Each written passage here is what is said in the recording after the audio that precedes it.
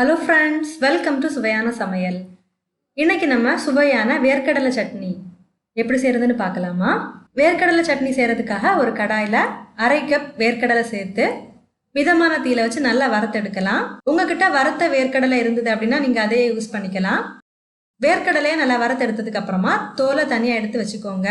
அடுத்ததாக ஒரு கடாயை சுடு பண்ணி கொஞ்சமாக தேங்காய் எண்ணெய் சேர்த்துக்கோங்க.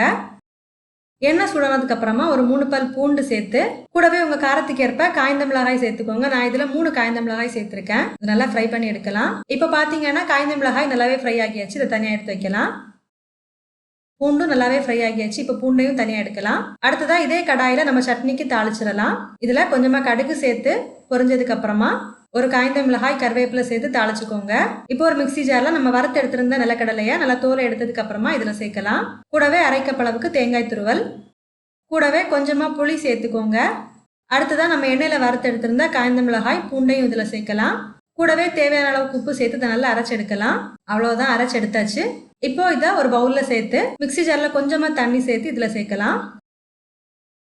அடுத்ததான் நம்ம தாளிச்சு எடுத்திருந்ததை இதுல சேர்க்கலாம். அவ்வளோதான், நம்மளோட சுவையான வேர்க்கடலை சட்னி ரெடி ஆயிடுச்சு. இந்த மாதிரி சுவையான ரெசிபியோட நான் உங்களை சந்திக்கிறேன். அது வரைக்கும் சுவையா சமைங்க, சுவையா சாப்பிடுங்க. நன்றி.